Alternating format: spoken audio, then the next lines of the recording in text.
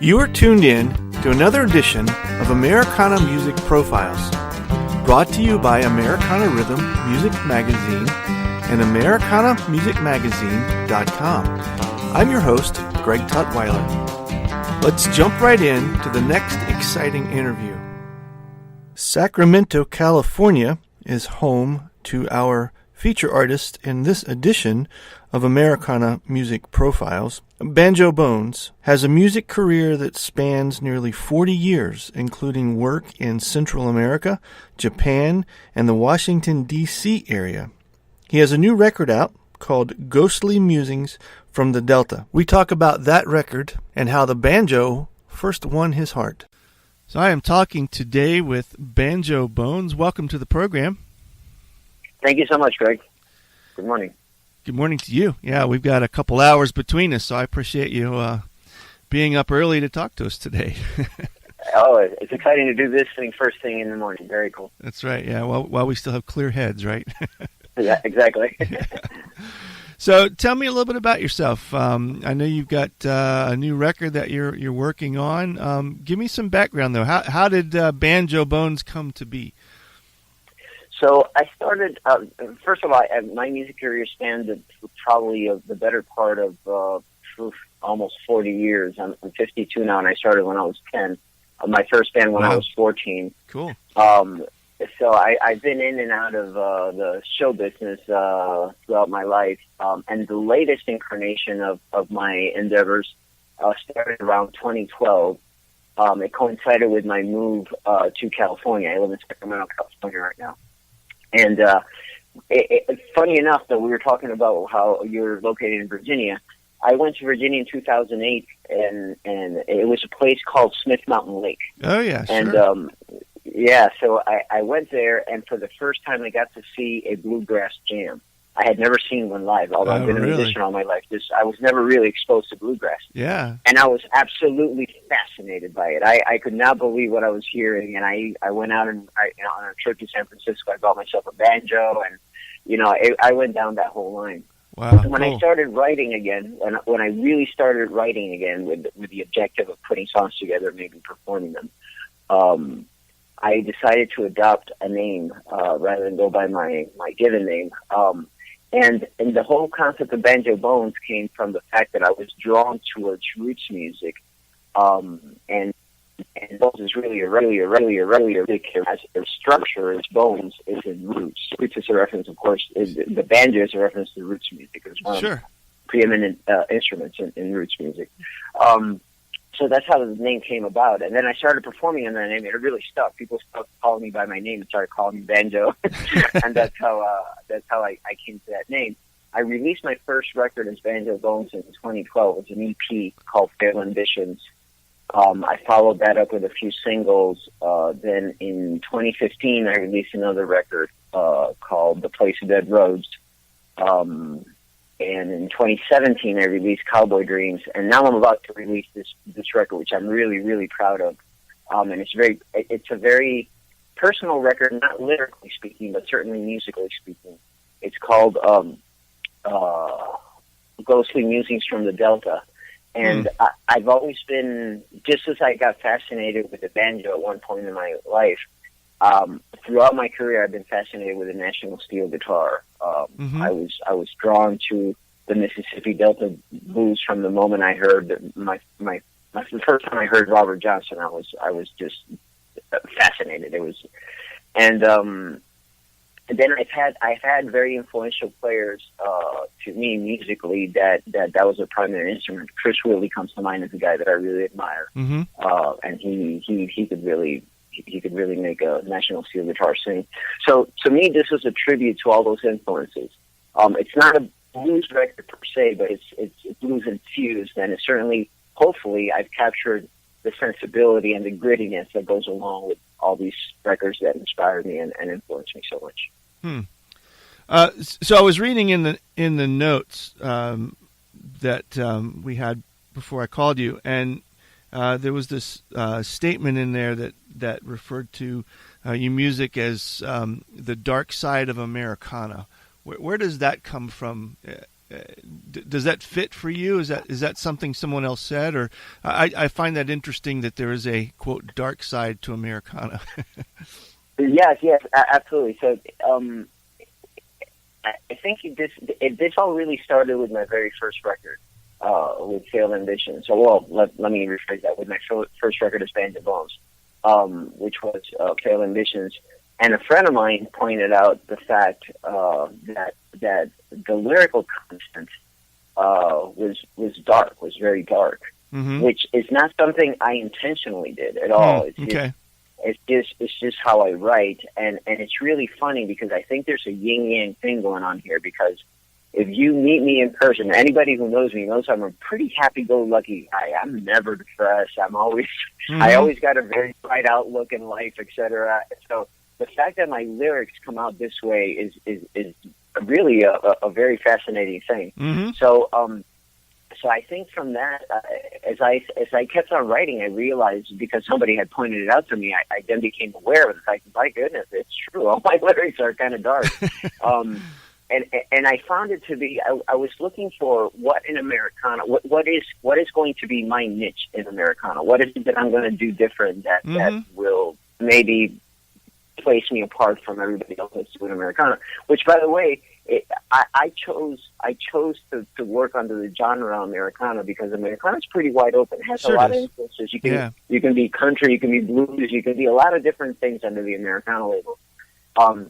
And one thing I did not want to do was box myself into some formula. That I think the name already does that a little bit, so I didn't want to do any more of that. You know? So the tagline is really meant to be descriptive of what the lyrical content is, and to some extent even the the aesthetics behind the music as well. Because I think you could argue that a lot of the music, even if it was if you listen to it instrumentally, it's a little dark, it's a little dense, and it can be heavy. So I think that's what it was. It's really a way for me. As independent artists, we're not just artists. We are also businessmen. We are also marketers and promoters and everything else. So this was me wearing my promoting hat. How am I going to really sell myself? Well, it's interesting. Listening through some of the tracks on some of the music that you've released previous, and I guess maybe one of them was even intentional, the Cowboy record. But there was this sense of I'm in my 50s too, and I grew up watching, back when there was 3 networks to watch TV on, the late night kind of spaghetti Western movies, that would come on at 1 or 2 o'clock in the morning, and had that kind of dark, to use that word, music in the background. And I kind of got that sensation by listening to a couple of tracks, at least on that record. So it's interesting that, that the Banjo Bones, you maybe if you just see that for the first time, you might think, well, this guy's obviously going to be a bluegrass record, and then you kind of hear this interesting kind of Western feel coming through with the banjo music in there, but it's not bluegrass. But it's interesting that it sounds like what I'm getting from what you're saying to me was it was fairly intentional to kind of come up with this identity. But I find it really curious that you are perceived as this happy person, even talking to you, that your bright personality is coming through, and yet your music kind of tends to lend itself to this darker side of the lyrical content anyway. Where do you have a sense of where that comes from? Well, I mentioned earlier that, I think there's a yin-yang effect going on here, and I really do think that there is a side of me that this music represents. It's just that it's kind of tucked away and hidden, and I kind of keep it that way. Whether it's purpose or not, I don't know, but it kind of it just happens that way. But the funny thing is, when it comes to art, I'm attracted to the same kind of art as the music that I make. So if I go to an art gallery or something, the pieces that attract me are always very dark. A lot of the music I love and listen to, let's put it this way, one of my favorite albums of all time is Frank's Wild Years by Tom Waits. And it doesn't get much darker than that. Yeah, right.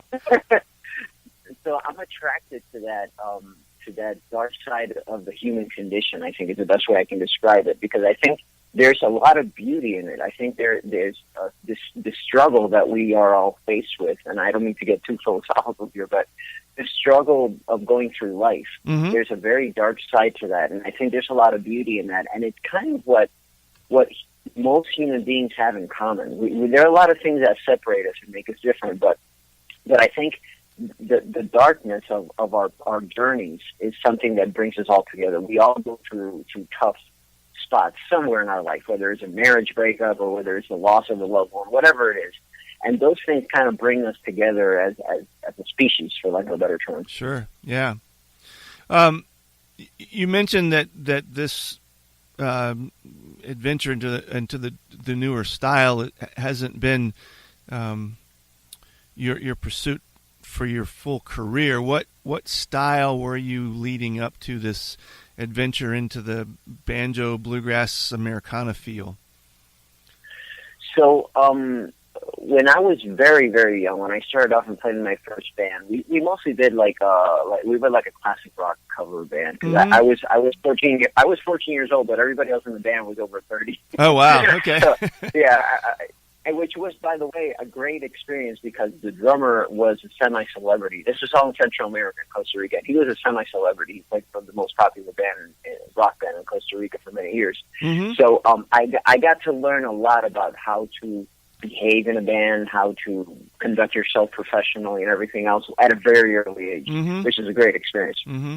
But anyway, musically speaking, yeah, it started like that. But then fast forward to my next, let's call it formal, serious band, started in '91, and it was kind of riding the coattails of the whole explosion of grunge and post-punk movement.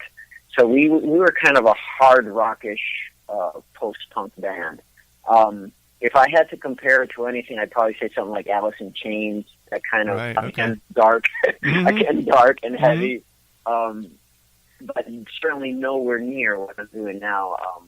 And the funny thing is, back to your question about how we might be able to connect the dots to this Americana thing, is that even from the get-go, from the time, my very first guitar was, of course, an acoustic guitar. It was a nylon string Spanish guitar. That's where I learned my guitar. And acoustic guitar has always been incredibly important and present in my music life. Mm-hmm. I've never had a period. In fact, I've had periods where I didn't own electric guitars, but I always owned an acoustic guitar. And to me, finger picking was extremely important. So to me, that I was always drawn to really good players, especially on acoustic instruments. And I think bluegrass and roots music in general just has some of the best when it comes to that. Oh yeah, sure, yeah. Had you had any prior exposure to Doc Watson comes to mind, but those types of artists leading up to your bluegrass jam experience, or were they not on your radar at that point? Not at all. Actually, I started looking out for. I knew the names because, as with any guitar geek, of course, you get guitar books and they always have references to Ross Blood and all these other guys. But I never actually took the time to listen to them until I saw the Bluegrass Jam in 2008 in Smith Mountain Lake, and then all of a sudden I'm all about bluegrass and I'm going back deep and I'm passionate about that. Whenever I find something that interests me, I have to go back and understand the history of how we got to that point or to where we are today. So I became very passionate about that. And I even got this amazing book, which I'm sure you've heard of, but if not, I urge you to seek it out. I think it's called Banjo Echoes in the Appalachia, I think it's called. Oh, sure, and yeah. It's a fascinating book that tells the history of the banjo, and it was nothing like what I expected it would be. The last thing I thought was that the banjo would come from Africa. I was not expecting that. That's totally blindsided. Right. Yeah, that's cool. And my guess is that some of that, even some of that history, filters into this this idea of the dark side of Americana. You know, a lot of those early musicians, the early settlers, that they had a hard, dark life, and music was the way they entertained themselves. And so there is that kind of that genetic theme running through the music anyway. Absolutely. Yeah, thematically speaking, it's not different from the Delta blues, and the struggle of the slaves and everything else.